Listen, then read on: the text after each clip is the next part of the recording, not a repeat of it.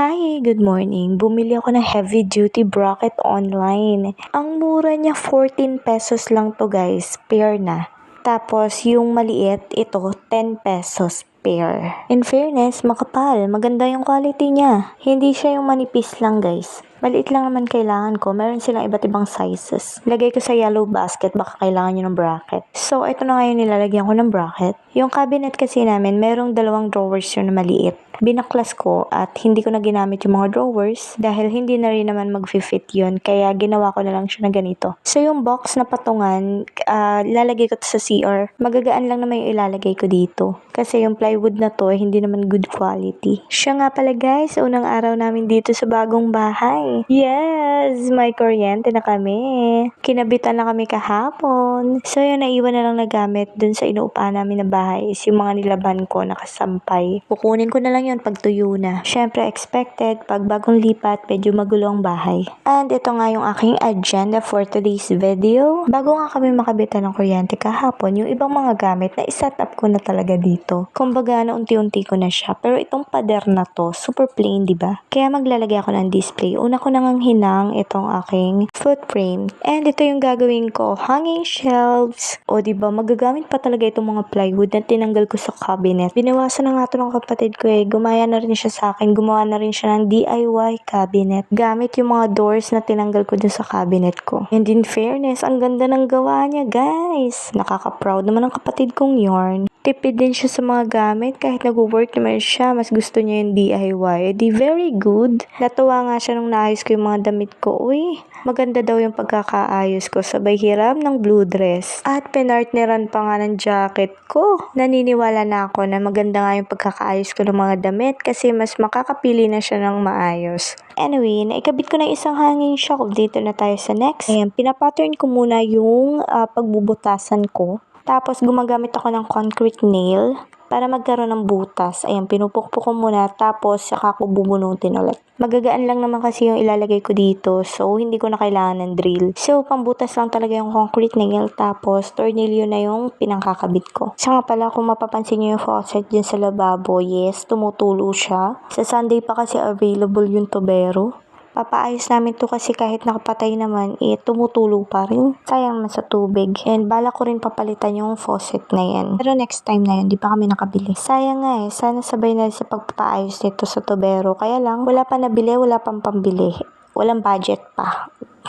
Hindi ko pa rin sure kung ano yung ilalagay kong faucet dyan. Pero yung shower, papapalitan na rin namin sa Sunday. Ayan na, malapit ko nang maikabit yung pangatlong hanging shelf. At si Mr. nga ay nakailang pabalik-balik na rito. Busy-busy siya sa kanyang mga aquarium. Ang dami niyang ginagawa. Pero nakailang tanong na siya if I need help. Ayan o, lumapit pa nga siya. Hindi nga, honey. Sabi ko nga, kayang-kaya ko na to. At ayan nga guys, madidisplay ko na itong binili ko online. Ang cute ng home. I love it. Pero wala pa siyang battery guys. Ang cute din itong love. Kaso white siya. Hindi siya makita. Gusto ko talaga black. Kaya lang walang black nito.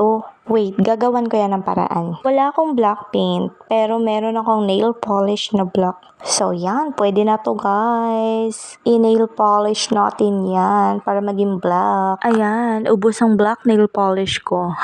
May natira naman. At least, 37 pesos lang naman ang nail polish. Yung pintura, 1 liter, 200 plus. So, ito na lang. At yan na guys, black na siya. At gusto ko nga rin may hanging plants. Pero wala akong artificial na hanging plants. Kaya, magtatanim na lang ako. Sige, pairali natin ang pagiging plantita. Ito nga, gumupit na ako sa aking halaman sa labas. At itatanim ko siya. Tapos, kinuha ko na rin yung mga tira-tira kong wallpaper. Itong wood na wallpaper yung gagamitin ko. Wala na nga akong natirang mga empty bottle kasi naitapon ko na. Itong lagayan na lang ng shampoo ni Namu at pipa yung gagamitin ko. Since konti na lang naman yung laman, sinalin ko na sa tabo. Tapos gagamitin ko mamaya dahil paliliguan ko sila. At ito nga, kinat ko na to guys. Kailangan ko kasi maliit lang. Cute size. Ayan, yung magkabilang dulo yung pinutol ko tapos pinagpatong ko sila. Para kahit maparami yung pagdidilig ko, madidrain siya sa ilalim. Tapos syempre, kumuha na rin ako ng soil. Loam soil to na may kasamang coco peat.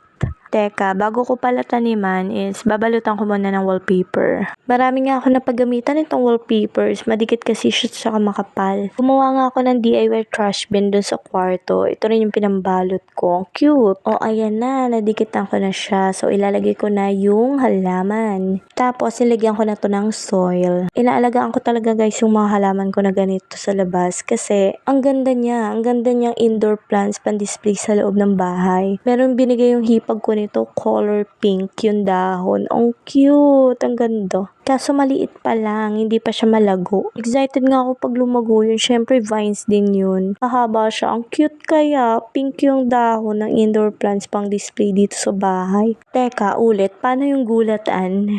Binubutasan ko kasi to guys. Pinukpok ba naman? Ayun, butas. Okay lang yan. Ayan, balutan na rin natin to ng wallpaper. Tapos yung takip naman ng stick yung ilalagay ko dito. Buti na lang color brown din yung takip ng stick Matchy-matchy pa rin. Then, lagyan na rin natin ng loam soil with coco peat. Ayan, ang ganda. Walang artificial hanging plants, pero plantita. Timplahan ko nga to ng hydroponics nutrient solution A and B. Nagkonting patak lang tapos nilagyan ko na ng tubig.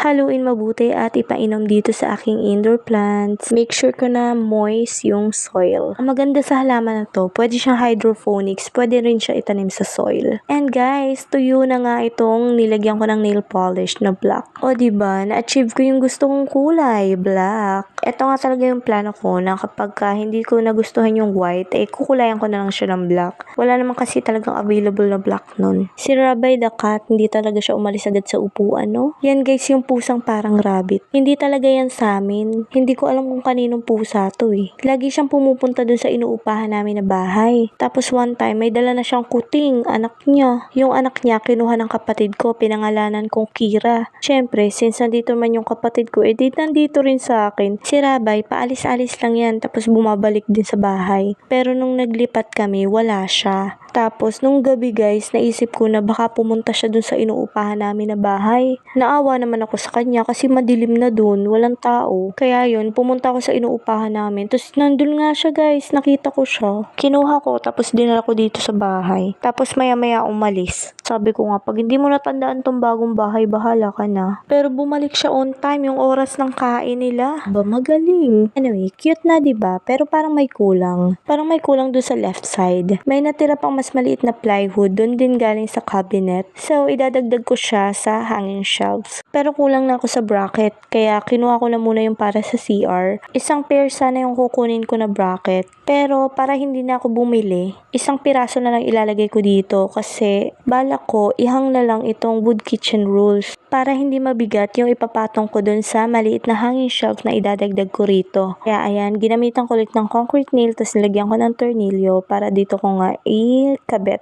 Gustong gusto ko tong kitchen rules na to. Gift to sa akin ng hipag ko ng birthday ko. O diba ang ganda? Pero parang kulang dun sa left side pa rin. Mag-a-add ako ng color. Ayan, naglagay ako ng fake rose. And guys, kung mapapansin nyo, yung small fake plants na nilalagay ko dyan, binili ko online. 24 pesos lang guys. Ang cute! Ayan guys, yung mga nilalagay ko na yan, 24 pesos each lang yung bili ko. Oho, super cutie, diba? 4 yung binili ko. Bala ko, 2 lang dito, 2 sa CR. Kaya lang, maganda siya dito lahat. Kaya mag-order na lang ulit ako. At ayan na guys, nagkaroon na ng buhay ang plain wall. Hindi na siya boring. Ayos. O siya, ligpitin ko na ng mabilis yung mga ginamit ko dito. After nito, magpapaligo na muna ako ng mga dogs. At ayan, battery na lang ang kulang. Tapos highlight pa itong kitchen rules. Ang cute na, ang affordable pa ng mga pan-display na binili ko online. Ganda ng quality niya guys. Yung home na yan, bakal yan guys. Just click on the yellow basket kung bet nyo. So yun lang muna. That's it for today's video. Thank you for watching. Bye!